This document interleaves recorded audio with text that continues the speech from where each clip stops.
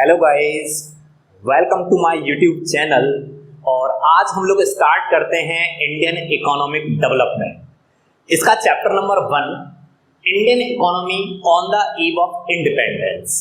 इस चैप्टर को स्टार्ट करने से पहले सबसे पहले मैं बता देता हूं कि मेरी वीडियो में स्पेशल क्या है। देखिए, कई बार हम लोग चीजों को समझने की कोशिश करते हैं, पढ़ने की कोशिश करते हैं, लेकिन इसके बावजूद भी हमारे माइंड में थोड़े समय तक तो रहती हैं और इसके बाद हम भूल जाते हैं। आखिर क्यों हम इसलिए भूल जाते हैं? क्योंकि उनको हमने सिर्फ रटा। अगर हम उसको रियल लाइफ में देख लें, अगर एज ए पिक्चर अगर हम उसको देख लें, तो शायद मुझे लगता है कि हमें ज्यादा याद रहेगा। आप याद करिए उन सभी प्लेसेस को जहां आपने कभी विजिट किया होगा, और उसके बारे में अगर आप भूलने की कोशिश भी करें ना, तो शायद आप नहीं भूल पाएंगे। हाँ, मैं जानता हूं कि मैं इतने सारे प्लेसेस तो आपको विजिट नहीं करा पाऊंगा, लेकिन मेरी वीडियो का सबसे स्पेशल फीचर, जो भी हम लोग पढ़ेंगे उसको पिक्चर्स के थ्रू पढ़ेंगे, जिसका एक एडवांटेज ये होगा कि आप पढ़ेंगे नहीं, साथ में उसको देखेंगे भी। चलिए स्टार्ट करते हैं हम अपनी इंडियन इकोनॉमिक डेवलपमेंट का chapter number 1, Indian economy on the eve of independence. और इसमें बात करने वाले हैं कि जब ब्रिटिशर्स इंडिया में आए, उन्होंने हमारे ऊपर रूल किया, तो हमारा यानी उनके रूल का हमारे ऊपर क्या इकोनॉमिक इंपैक्ट रहा, इसी के बारे में हम लोग बात करने वाले हैं आज के टॉपिक में। चलिए लेकर चलते हैं आप लोगों को नेक्स्ट स्लाइड की ओर। आप लोग इस पिक्चर को देखिए और अंदाजा लगाइए कि क्या हो रहा है। शायद इस पिक्चर को देखने के बाद लग रहा होगा कोई वॉर की यहाँ सिचुएशन चल रही है। भाई, ऐसा ही कोई वॉर हुआ था जिसको जानते हैं हम बैटल ऑफ प्लासी के नाम से, जो हुआ था 23 जून 1757 में। और इस वॉर के बाद ब्रिटिशर्स इंडिया में एंटर हो जाते हैं, और एंटर होने के बाद पूरे इंडिया को अपने कंट्रोल में ले लेते हैं। और इसके बाद क्या हुआ, कैसी रही हमारी इकोनॉमी की कंडीशन, ये सब आप लोग जानते हैं। चलिए हम लोग देखते हैं एक और पिक, और उसके बाद हम समझते हैं क्या हुआ आखिर। आप इस पिक्चर को देखिए और इससे आप लोगों को ये तो पता लग रहा है कि भाई हम लोग फाइनली इंडिपेंडेंट हो गए 15 अगस्त 1947 में। और उस दिन के न्यूज़पेपर की ये रही एक कटिंग, जिसमें आप लोगों को यहाँ इससे पता लग रहा होगा, India independent, British rule ends, finally we got independence. चलिए, लेकिन 1757 से लेकर 1947 तक के टाइम पीरियड में क्या क्या हुआ, इसको अब हम लोग समझते हैं। सबसे पहले बात कर लेते हैं भाई 1757 बैटल ऑफ प्लासी। ब्रिटिशर्स के आने से पहले इंडियन इकोनॉमी कैसी थी? क्या इंडियन इकोनॉमी की कंडीशन बहुत बेकार थी? चलिए समझते हैं। नहीं, इंडियन इकोनॉमी एक प्रॉस्पेरस इकोनॉमी थी। प्रॉस्पेरस का मतलब होता है एक रिच इकोनॉमी थी, जिसके पास हम लोगों के पास सब कुछ था। हम लोग सेल्फ रिलायंट थे। हम लोगों के पास उस समय इतना था कि हम लोगों को कहीं से भी इंपोर्ट करने की जरूरत नहीं पड़ती थी। ये थी हमारी इंडियन इकोनॉमी की कंडीशन, यानी प्रॉस्पेरस हम लोग बोलते हैं रिच के लिए। दूसरी बात, उस समय हमारी इकोनॉमी थी एग्रेरियन इकोनॉमी, और एग्रेरियन इकोनॉमी उसको कहा जाता है the economy which depends upon, जो किस पर डिपेंड होती है? एग्रीकल्चरल सेक्टर पर, उसको बोलते हैं एग्रेरियन इकोनॉमी। और हम लोग एग्रेरियन इकोनॉमी थे और अपने यहाँ चीजों को प्रोड्यूस करते थे, और हम लोगों को कहीं से भी बाहर से खरीदने की रिक्वायरमेंट नहीं होती थी। क्वालिटी भी हमारे यहाँ एग्रीकल्चरल आउटपुट की बहुत अच्छी होती थी। थर्ड, भाई हमारे यहाँ हैंडीक्राफ्ट इंडस्ट्री थी, और हैंडीक्राफ्ट इंडस्ट्री भी ऐसी वैसी नहीं, जिसकी पूरे वर्ल्ड में अपने आप की एक आइडेंटिफिकेशन, अपने आप की रिकॉग्निशन थी। उस समय हमारे इंडिया में कॉटन प्रोड्यूस होता था, उसके कपड़े बनाए जाते थे। हमारे यहाँ और भी शुगर मिल भी थी। ये सारी हमारे यहाँ हैंडीक्राफ्ट इंडस्ट्री थी, जिसकी पूरे ऑल ओवर द वर्ल्ड अपने आप में एक उसकी पहचान थी। यानी हम लोग बोल सकते हैं कि ब्रिटिशर्स के टाइम से पहले हम लोग पूरी तरह से सेल्फ रिलायंट थे, और around 85% people before Britishers came to India, depends upon agricultural sector. Britishers के आने से पहले लगभग 85% लोग इंडिया के एग्रीकल्चरल सेक्टर पर डिपेंडेंट होते थे, इसलिए हम लोग फाइनली कह सकते हैं कि हमारी इकोनॉमी उस समय एक एग्रीकल्चरल इकोनॉमी थी। फाइनली ब्रिटिशर्स आ जाते हैं 1757। देन इसके बाद हमारी इंडियन इकोनॉमी कैसी रहती है, क्या कुछ अच्छा होता है और क्या कुछ बेकार होता है, चलिए इसको भी हम लोग समझते हैं।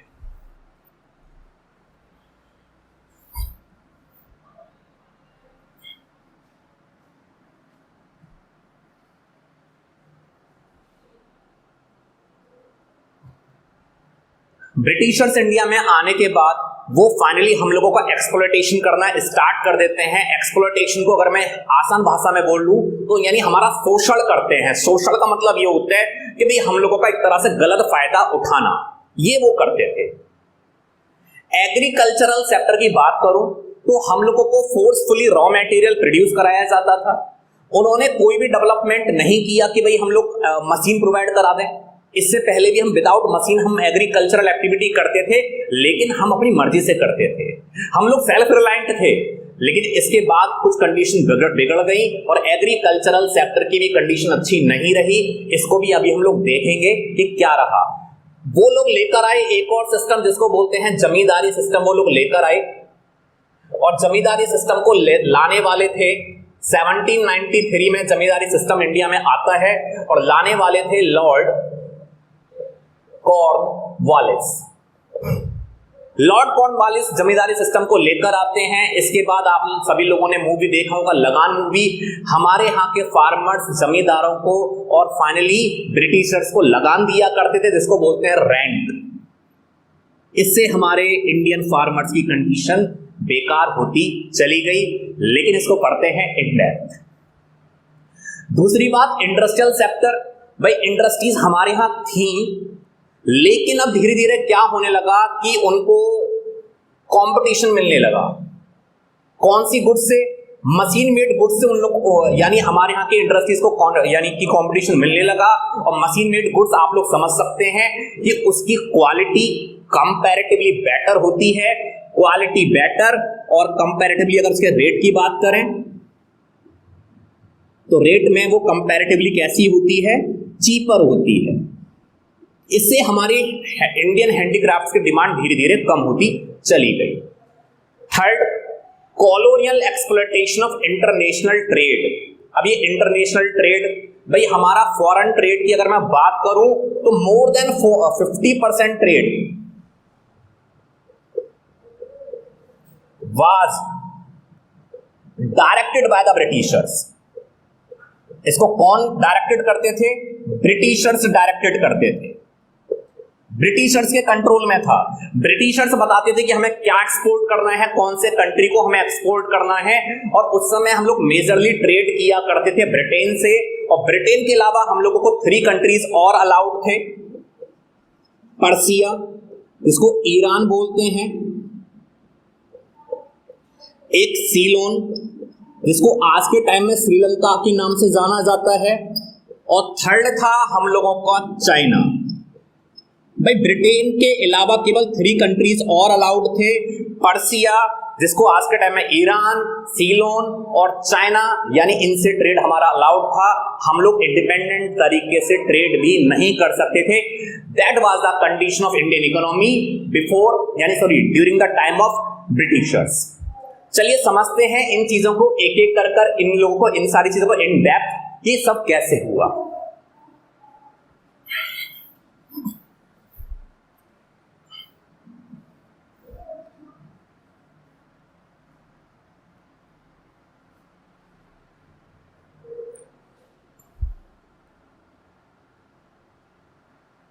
भाई इंडियन इकोनॉमी ब्रिटिशर्स के टाइम पर अगर देखा जाए कि हम लोग स्टैग्नेंट इकोनॉमी थे। अब बात आती है स्टैग्नेंट किसको कहा जाता है? स्टैग्नेंट कहा जाता है ऐसी इकोनॉमी जहां पर ग्रोथ नहीं होती या फिर स्लो ग्रोथ होती है, ऐसी किसी भी इकोनॉमी को बोलते हैं स्टैग्नेंट इकोनॉमी। और उस समय जो हमारी पर कैपिटा इनकम थी, भाई पर कैपिटा इनकम क्या होती है? पर कैपिटा इनकम का मतलब होता है average income of a person, कि हर एक पर्सन कितना अर्न करता है, इसको बोलते हैं पर कैपिटा इनकम। जैसे फॉर एन एग्जांपल कि हमारी क्लास में 10 स्टूडेंट्स हैं और उन लोगों से हमने कराया क्या कि कंट्रीब्यूशन कराया, और हमने क्या कहा भाई जो जितना चाहे वो उतना कंट्रीब्यूट कर सकता है, कोई चाहे तो बिल्कुल भी नहीं कर सकता और कोई चाहे तो जितना चाहे उतना कर सकता है। फाइनली हमने देखा एक बॉक्स में 1000 रुपीज का कलेक्शन हुआ, कितने लोगों ने किया? 10। इनमें से हो सकता है कि दोनों ने ना भी किया हो, लेकिन मेरे पॉइंट ऑफ व्यू से 10 है क्योंकि मैंने किसी को देखा नहीं था उस बॉक्स में डालते हुए, मैंने तो अपनी पूरी क्लास को काउंट किया। तो बताइए कि हर एक ने कितना कॉन्ट्रीब्यूशन किया? 100। अब इस 100 का मतलब ये तो नहीं कि हर किसी ने 100 किया होगा, हो सकता है किसी ने 150 किया हो, किसी ने 50 रुपीज और किसी ने ना भी किया हो। तो ये होती है एवरेज इनकम। टोटल इनकम को हम डिवाइड कर देते हैं टोटल पॉपुलेशन से। तो उस समय हमारी पर कैपिटा इनकम जो राइज हो रही थी वो 0.5% पर एनम से सिर्फ राइज हो रही थी। इट वाज क्वाइट लो, बहुत ना के बराबर थी। तो इसलिए हमारी इकोनॉमी को हम लोग बोल सकते हैं उस समय हमारी इकोनॉमी एक स्टैग्नेंट इकोनॉमी थी जिसमें ग्रोथ बहुत ना के बराबर थी। दूसरी बात कर लेते हैं बैकवर्ड इकोनॉमी। हम लोग केवल स्टैग्नेंट नहीं थे, बैकवर्ड भी थे। उस समय हमारी पर कैपिटा इनकम का मतलब जैसे मैंने बताया कि हर एक पर्सन की एवरेज इनकम, यानी हर एक पर्सन कितना कमाता था, वो थी केवल 230 रुपए। अब ये बताइए कि 230 रुपए में क्या घर चल रहा है? शायद मैं तो कहूंगा नहीं। तो that was the condition of Indian economy. अब इसके अलावा हम लोग एग्रीकल्चरल बैकवर्डनेस की बात करेंगे, इंडस्ट्रियल बैकवर्डनेस की बात करेंगे, पॉवर्टी के बारे में बात करेंगे, लेकिन इन सबको मैं दिखाने वाला हूं आपको एक कुछ पिक्चर्स के थ्रू।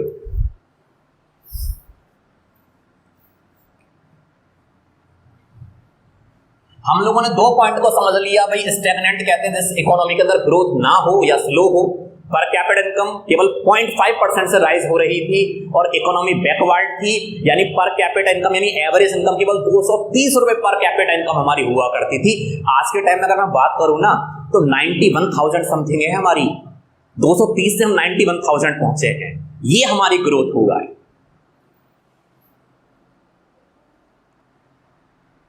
आप इस पिक्चर को देखिए और अंदाजा लगाइए, शायद ये पर्टिकुलर फार्मर जो अपनी एग्रीकल्चरल एक्टिविटी कर रहे हैं इसके लिए बड़ी हाईटेक मशीनरी यूज कर रहे हैं, शायद मुझे तो लगता नहीं। तो यही कुछ हमारी इंडियन इकोनॉमी की कंडीशन थी। हमारे पास मशीन्स नहीं थी, हमारे पास टेक्नोलॉजी नहीं थी, इसलिए हमारा एग्रीकल्चरल आउटपुट भी कम होता था। दूसरी बात, इरिगेशन के प्रॉपर सोर्स नहीं थे, डिपेंडेंट होते थे रेन पर।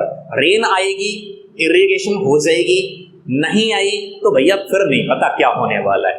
तो ये हमारे एग्रीकल्चरल कंडीशन भी हमारी over a period of time बेकार हो गई।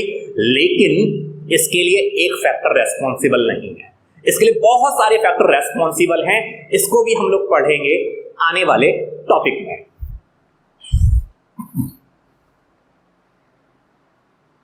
पिक्चर को देखिए, शायद कोई छोटी सी कहीं पर ये काम कर रहे हैं, छोटी सी प्लेस है, और यही हमारी इंडस्ट्रियल कंडीशन हुआ करती थी ब्रिटिशर्स के टाइम पर।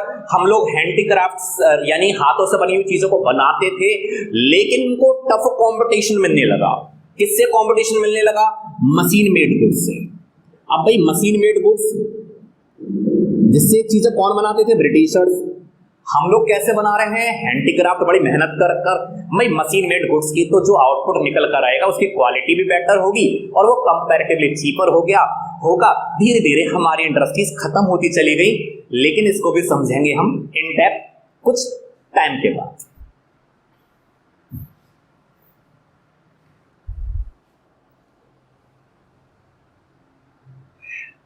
ये था हमारा उस समय का इंडिया। भाई बहुत पॉवर्टी से हम लोग घिरे हुए थे। ये थी हमारी इंडियन इकोनॉमी की कुछ कंडीशन। तो उस समय पॉवर्टी बहुत ज्यादा थी and people were not able to arrange even 2 square of meal in a day, यानी 2 वक्त का खाना भी वो अरेंज नहीं कर पाते थे। ये हमारे इंडियन इकोनॉमी के कुछ फीचर्स थे। चलिए आप लोगों को लेकर चलते हैं उसी वाली स्लाइड पर।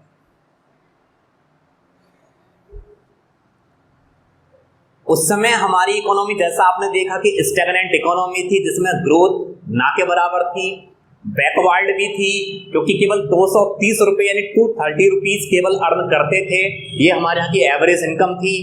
एग्रीकल्चरल की कंडीशन तो आपने देखा ही कि भाई यहाँ हमारे पास ना तो टेक्नोलॉजी थी और हम लोग डिपेंडेंट होते थे रेनफॉल पर, प्रोडक्शन कम होता था। इंडस्ट्रीज भी हमारे पास जितनी थी लिमिटेड थी, लेकिन इसको भी खत्म कर दिया किसने? ब्रिटिशर्स ने खत्म कर दिया। कैसे खत्म कर दिया? मशीन मेड गुड्स और भी बहुत सारे कारण हैं जिसको हम लोग इन दोनों के बारे में पढ़ने वाले हैं इन डिटेल। पॉवर्टी तो भैया हमारे यहाँ बहुत ज्यादा थी और इतनी थी, people were not able to arrange, यानी कि लोग 2 वक्त का खाना भी अरेंज नहीं कर पाते थे। 2 square meals in a day, 2 वक्त का खाना भी वो लोग अरेंज नहीं कर पाते थे। ये हमारे यहाँ की कंडीशन थी इंडियन इकोनॉमी की। चलिए और भी हम लोग फीचर्स को हम लोग जान लेते हैं।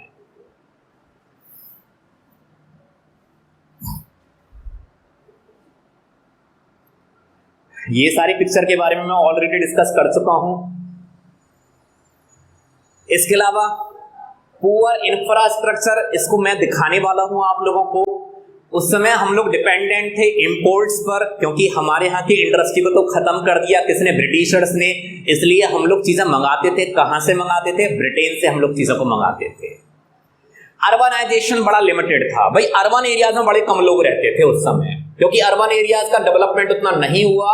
Around 40% people lived in urban areas, केवल 14% लोग अर्बन एरियाज में रहते थे, बाकी 86% ये लोग रहते थे रूरल एरियाज में।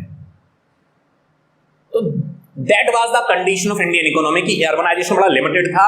सेमी फ्यूडल इकोनॉमी, सबसे पहले इसका मीनिंग जान लेते हैं भाई। फ्यूडल कहते हैं सोशलिस्ट इकोनॉमी, जिसमें कंट्रोल किसका होता है? गवर्नमेंट का होता है ना। तो हमारी उस समय जो इकोनॉमी थी ना तो सोशलिस्ट थी ना ही कैपिटलिस्ट थी। कैपिटलिस्ट यानी जिसके पास पूरा कंट्रोल किसके पास होता है कि एंटरप्रेन्योर्स के पास होता है कि वो क्या प्रोड्यूस करना चाहते हैं, कैसे प्रोड्यूस करना चाहते हैं। भाई उस समय हमारी इकोनॉमी दोनों का मिक्सचर, यानी कि उस समय भी हमारी इकोनॉमी मिक्स्ड इकोनॉमी हुआ करती थी और इसी को कहा जाता है सेमी फ्यूडल इकोनॉमी। और बात कर लेते हैं कॉलोनियल इकोनॉमी के बारे में। भाई पूरा कंट्रोल ब्रिटिशर्स का था, ट्रेड पर भी, एग्रीकल्चरल सेक्टर पर भी और इंडस्ट्रियल सेक्टर पर भी। इसलिए हमारी इकोनॉमी को एक कॉलोनियल इकोनॉमी कहा गया। और बात कर लेते हैं डिप्लीटेड इकोनॉमी और एम्प्यूटेटेड इकोनॉमी के बारे में। इन सभी को मैं दिखाने वाला हूं पिक्चर्स के थ्रू भी, लेकिन पहले हल्का सा देखकर चलते हैं जिससे कि अच्छे से समझ पाए।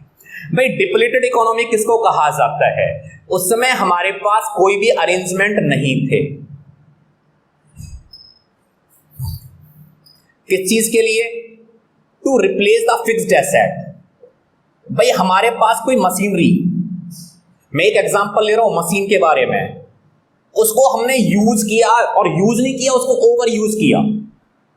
अरे भाई कभी तो मशीन खराब होगी, और यहां तो हम उसको यूज नहीं कर रहे हैं, हम उसको ओवर यूज कर रहे हैं। अब जब मशीन खराब होगी तो उसको रिप्लेस करने के लिए हमारे पास सफिशिएंट मनी होना चाहिए ना। नहीं था हमारे पास कोई भी अरेंजमेंट नहीं था कि हम फिक्स्ड एसेट को रिप्लेस कर पाए। इसलिए हमारी इकोनॉमी को एक डिप्लीटेड इकोनॉमी कहा गया। और मैं बात कर लेता हूं लास्ट के बारे में, एम्प्यूटेटेड इकोनॉमी। और एम्प्यूटेटेड इकोनॉमी का मतलब यह होता है कि भाई उन्होंने एक चीज को इंडिया में फॉलो किया, क्या? Divide and rule. लोगों को तोड़ो और लोगों पर शासन करो, इसी को एम्प्यूटेटेड इकोनॉमी कहा जाता है। और जिसका परिणाम, जिसका आउटकम क्या आया? इंडिया के 2 हिस्से हो गए, इंडिया और पाकिस्तान। चलिए इनमें से कुछ पॉइंट्स को हम लोग देख लेते हैं पिक्चर्स के थ्रू, और मैं उम्मीद करता हूं यहां तक आपको समझ आया होगा। कॉलोनियल उसको कहा जाता है जिस पर पूरा कंट्रोल किसी और का होता है, और वही तो था हमारे ऊपर किसका था? ब्रिटिशर्स का था। सेमी फ्यूडल मिक्स्ड इकोनॉमी को आप इस पिक्चर को देखिए, शायद बड़ी बड़ी बिल्डिंग बनी हुई है, नहीं भाई, पॉवर्टी साफ साफ दिखाई दे रही है। पॉवर्टी के अलावा ना तो रोड है ना पावर सप्लाई है। ये हमारे यहाँ की कंडीशन थी हमारे इंफ्रास्ट्रक्चर की। और इंफ्रास्ट्रक्चर हमारा दो पार्ट में डिवाइडेड होता है, एक इकोनॉमिक जिसको फिजिकल भी बोल लेते हैं, और एक होता है हमारा सोशल। इकोनॉमिक के अंदर आते हैं ट्रांसपोर्ट, लगता है कुछ दिख रहा है यहाँ पर। इसके अलावा बैंकिंग, भाई ये तो नामो निशान भी नहीं था, है ना, उस समय तो जमींदारों से उधार लिया करते थे। एक सोशल, इसके अलावा और भी आते हैं, इंश्योरेंस हो गया, कम्युनिकेशन हो गया, पावर सप्लाई हो गया, ये सारी चीजें इंडिया में नहीं थी। सोशल की बात करूं, हेल्थ, एजुकेशन, हाउसिंग, ये सारी फैसिलिटीज आती हैं सोशल इंफ्रास्ट्रक्चर के अंदर। दोनों ही चीजें इंडिया में उतनी अच्छी नहीं थी। इस पिक्चर को देखकर आप लोगों को पूरा पूरा आइडिया लग गया होगा। चलिए लेकर चलते हैं आप लोगों को नेक्स्ट पिक्चर की तरफ।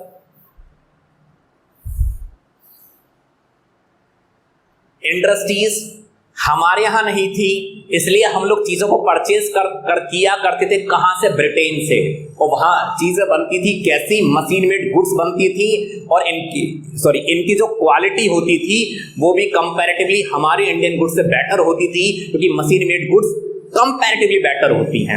मुझे याद आता है अपना बचपन, भाई हमारे बचपन में हम लोगों को मम्मी जो पहनाया करती थी वह स्वेटर पहनाया करती थी हाथ के बुने हुए, और आज हम लोग वो पहनते हैं कैसे वाले, हम लोग पहनते हैं मशीन मेड वाले। भाई उनकी एक अलग ही अपनी एक हुआ करता था, एक रुतबा हुआ करता था। लेकिन आज के टाइम में अगर देखा जाए ये कंपैरेटिवली चीपर भी होते हैं, एफर्ट्स भी कम लगते हैं, क्योंकि ह्यूमन एफर्ट्स इसमें ज्यादा यूज होता नहीं है, इसलिए अब इसको ज्यादा हम लोग यूज करते हैं। तो ऐसी ही कुछ कंडीशन थी हमारी इंडस्ट्रियल सेक्टर की कि मशीन मेड गुड्स आते थे, इसलिए हमारे हैंडीक्राफ्ट की demand over a period of time कम होती चली गई। अगर आप इस पिक्चर को देखें तो ये आप लोगों को रिप्रेजेंट कर रहा है एम्प्यूटेटेड इकोनॉमी को। और एम्प्यूटेटेड इकोनॉमी को कहा से, उस समय डिवाइड एंड रूल का उस समय शासन चलता था, उस समय ये हमारे यहां की कुछ कंडीशन थी। अब हम लोग बात कर लेते हैं तीन टॉपिक के बारे में, एग्रीकल्चरल सेक्टर कैसा था, इंडस्ट्रियल कैसा था, और फॉरेन ट्रेड कैसा था। एग्रीकल्चरल सेक्टर की बात करें तो उस समय हमारे पास प्रोडक्शन प्रोडक्टिविटी दोनों ही कम थे। सबसे पहले जान लेते हैं प्रोडक्टिविटी का मतलब क्या होता है। प्रोडक्टिविटी का मतलब होता है output in 1 hectare of land, यानी कि 1 हेक्टेयर ऑफ लैंड में जो प्रोडक्शन करते हैं इसी को बोलते हैं प्रोडक्टिविटी। अरे भाई प्रोडक्टिविटी समझ आएगा, लेकिन प्रोडक्शन प्रोडक्टिविटी तो दोनों एक जैसा लगता है। चलिए इनमें थोड़ा डिफरेंशिएट कर लेते हैं। आप इमेजिन करिए कि दो पर्टिकुलर पर्सन हैं, एग्जाम दे रहे हैं ए एंड बी, और दोनों ही ब्रिलियंट हैं। फाइनली 80 मार्क्स के एग्जाम में दोनों को मिलते हैं 78 मार्क्स। लेकिन अगर दोनों के एग्जाम के करने का तरीका देखें तो इस पर्टिकुलर पर्सन ने एग्जाम को खत्म कर लिया 2 hours 40 minutes में, और पर्टिकुलर पर्सन अगर बी को देखा जाए तो इन्होंने एग्जाम खत्म किया 2 hours 55 minutes में। भाई दोनों का प्रोडक्शन तो एक जैसा है 78, लेकिन यहां हम लोग बोल सकते हैं कि भाई A is far better than B, यानी A is far productive than B. यही होती है प्रोडक्टिविटी, यानी कि हम 1 हेक्टेयर में कितना प्रोडक्शन कर रहे हैं, इसी को प्रोडक्टिविटी कहा जाता है। उस समय हमारे यहां प्रोडक्शन भी कम था और प्रोडक्टिविटी भी कम थी। दूसरी बात, हाई डिग्री ऑफ अनसर्टेनिटी, इसको भी हम लोग समझेंगे लेकिन पिक्चर्स के through. Dominance of subsistence farming, gulf between owner of the soil and tiller of the soil. चलिए हम लोग आप लोगों को लेकर चलते हैं कुछ पिक्चर्स पर, फिर लौट कर आते हैं इसी वाली स्लाइड पर।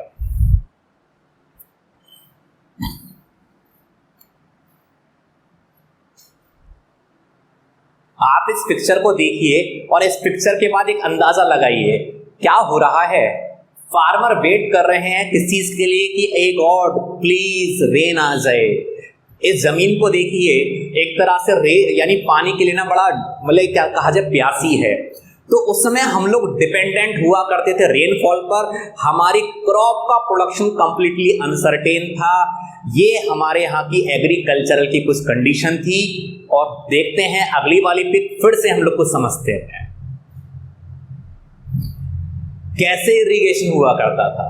अरे भाई, इरिगेशन के लिए ना हम लोग ऐसी चीजों पर हम लोग डिपेंडेंट हुआ करते थे, यानी कुएं से हम लोग पानी निकालते थे।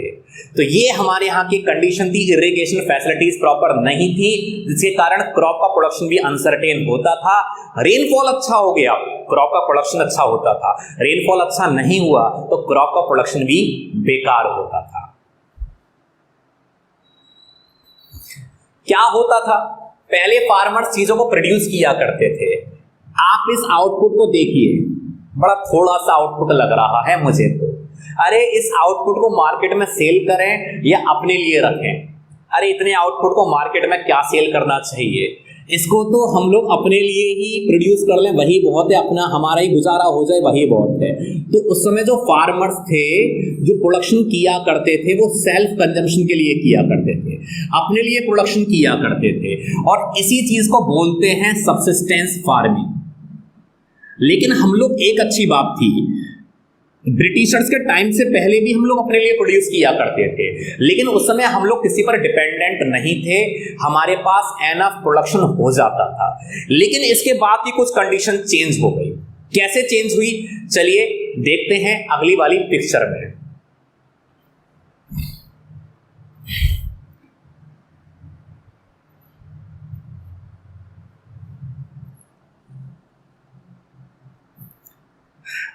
अगर आप इस पिक्चर को देखें तो शायद बहुत कुछ अंदाजा लगने वाला है। अरे भाई, पुराने टाइम की पिक्चर है, ब्लैक एंड व्हाइट तो आएगी। यहां ब्रिटिशर्स को देखें, ये भाई कंट्रोल कर रहे हैं हमारे फार्मर्स के ऊपर। यहां पर भी देखें, इनको फोर्सफुली इनसे कुछ काम कराया जा रहा है।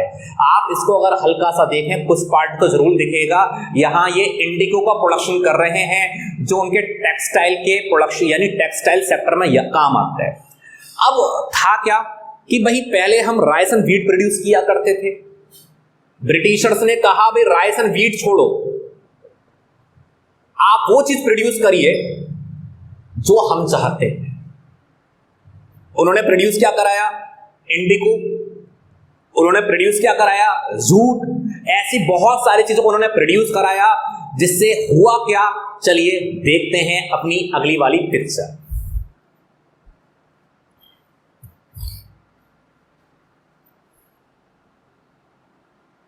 फाइनली क्या हुआ, 1943 में बंगाल फेमाइन आ गया। एक भुखमरी वाली कंडीशन क्रिएट हो गई, क्योंकि हमारे पास जो फूड ग्रेन का स्टॉक था वो धीरे धीरे कम होता चला गया। क्योंकि जो फार्मर फूड ग्रेन का प्रोडक्शन करता था, आज वो प्रोड्यूस कर रहा है जूट, आज वो प्रोड्यूस कर रहा है इंडिगो। तो ये हमारे यहाँ की कंडीशन हो गई, और ये बंगाल ऑफ फेमाइन इतिहास के पन्नों पर दर्ज हो गया, और इसमें बहुत सारे लोगों की डेथ हुई। कहां थे हम लोग, कहीं से फूड की रिक्वायरमेंट हम लोगों को बाहर से नहीं परचेज करना पड़ता था। हम लोग सेल्फ सफिशिएंट इकोनॉमी थे, हम लोग प्रॉस्पेरस इकोनॉमी थे, हम लोग एग्रेरियन इकोनॉमी थे। कहां लाकर खड़ा कर दिया, एक बंगाल ऑफ फेमाइन पर। ये था ब्रिटिशर्स का टाइम पीरियड।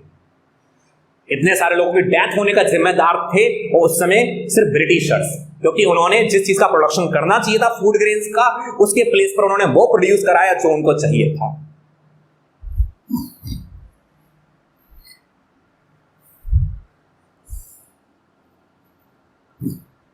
साथ में क्या किया, जमींदारी सिस्टम वो लोग लेकर आ गए। मैंने आप लोगों को बताया था 1793 में लॉर्ड कॉर्नवालिस लेकर आए जमींदारी सिस्टम, जिसमें पीजेंट्स, जिसको बोलते हैं टिलर्स, और टिलर्स को बोलूं अगर मैं, इनको बोला जाता है एक्चुअल फार्मर्स।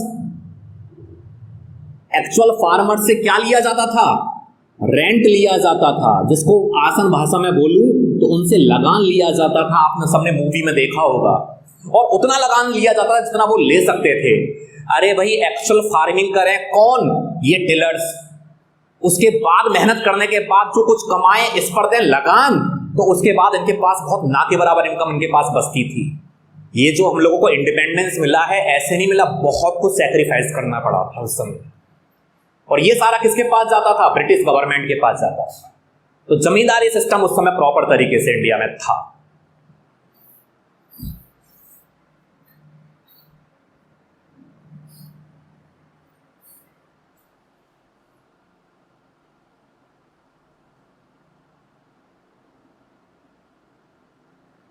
तो फाइनली हम लोगों ने देखा कि प्रोडक्शन हमारे यहाँ कम होता था, प्रोडक्टिविटी भी कम थी। प्रोडक्टिविटी यानी output in 1 hectare of land comparatively बहुत कम थी, क्योंकि मशीन हमारे पास नहीं थी, टेक्नोलॉजी नहीं थी, इरिगेशन प्रॉपर था नहीं। तो ये कुछ हमारे यहाँ कंडीशन थी। अनसर्टेनिटी किस पर डिपेंडेंट थे? रेनफॉल पर। आपने पिक्चर में देखा भी होगा, फार्मर प्रे कर रहा है कि प्लीज रेन आ जाए। सब्सिस्टेंस, अरे फार्मर उस समय प्रोड्यूस करते थे अपने लिए, सेल्फ कंजम्पशन के लिए। वो तो ब्रिटिशर्स ने कहा भाई अपने लिए प्रोडक्शन करना बंद करिए, वो चीज प्रोड्यूस करिए जो हम चाहते हैं। इसको भी हम इन डेप्थ अभी देखेंगे। दूसरी बात, सॉइल के जो ऑनर थे वो थे जमींदार, और टिलर ये एक्चुअल फार्मर। अब इनके बीच में ना बहुत ज्यादा गल्फ कहते हैं गैप, एक गैप था। क्यों? मैंने आप लोगों को बताया ना कि लॉर्ड कॉर्नवालिस लेकर आए थे कौन सा सिस्टम? जमींदारी सिस्टम। वो इनसे क्या लेते थे? रेंट लेते थे, जिसको बोलते हैं आसान भाषा में लगान लेते थे, जितना वो ले सकते हैं। इनके पास ना के बराबर इनके पास पैसा बचता था, जिससे कि अपने परिवार को चला सकें। और आपने देखा भी होगा ये।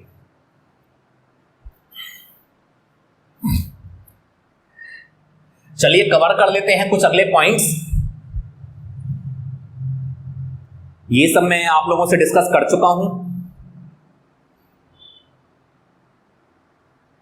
अब हम लोग कुछ और पॉइंट्स को कवर कर रहे हैं। Small and fragmented land holdings, land revenue system under the British Raj, जिसको जमींदारी सिस्टम कहा जाता है, जिसको ऑलरेडी हम लोग डिस्कस कर चुके हैं। टैक्स लिया जाता था। और फोर्स्ड कमर्शलाइजेशन ऑफ एग्रीकल्चर, जैसा मैंने आप लोगों को बताया भी था कि फोर्सफुली हम लोगों से आउटपुट को सेल कराया जाता था। ऐसी चीजें प्रोड्यूस की जाती थी जो ब्रिटिशर से काम आ सके। जूट हो गया, इंडिगो हो गया, और भी बहुत सारी चीजें हमारे यहाँ से, यानी कि टी हो गया, ऐसी चीजें हमारे यहाँ से जाती थी जो उनके काम आ सके। इवन कॉटन हो गया। चलिए इसको भी हम लोग देखते हैं, कुछ पिक्चर्स हम लोग देखते हैं, फिर आते हैं इसी वाली स्लाइड पर।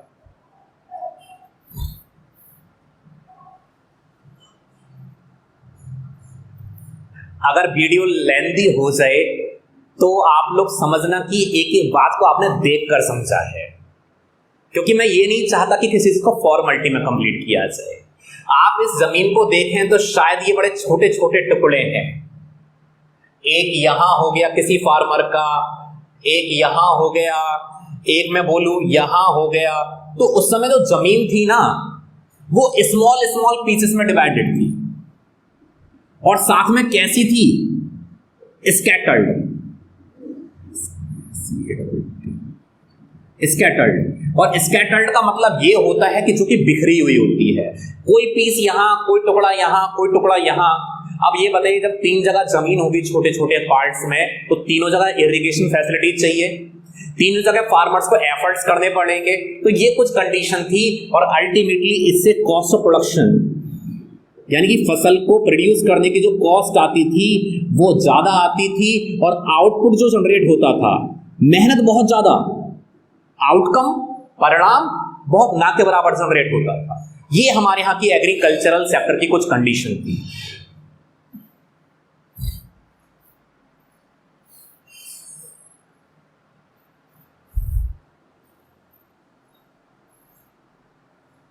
फ्रेगमेंटेड स्कैटर्ड को ही कहा जाता है। स्मॉल थी, छोटे छोटे पीसेस में, टुकड़ों में डिवाइडेड थी, कॉस्ट ऑफ प्रोडक्शन ज्यादा आता था और आउटपुट कम जनरेट होता था। जमींदारी सिस्टम हम लोग समझ ही चुके हैं क्या रहा, क्योंकि जमींदार टैक्स लेते थे किससे? हमारे यहाँ टिलर से नहीं, एक्चुअल फार्मर्स से। एग्रीकल्चरल सेक्टर का हम लोगों से फोर्स कमर्शलाइजेशन कराया जाता था। कॉटन, जूट, इंडिको ऐसी चीजों को हम लोगों से कहते थे कि भाई आपने एक्सपोर्ट करना है। और लास्ट, अगर मेरी वीडियो आप लोगों को अच्छी लगी हो तो मेरे चैनल को सब्सक्राइब करिएगा, लाइक करिएगा, कमेंट कर कर बताइएगा कि आपको मेरी वीडियो कैसे लगी और मेरे एफर्ट्स कैसे लगे, और साथ में शेयर करिएगा। और एक बात और, वीडियो को देखने के लिए आप लोगों का बहुत बहुत thank you. All the best. मिलते हैं हम लोग नेक्स्ट वीडियो में। अपडेट होते रहिएगा, हम लोग मिलने वाले हैं जल्दी।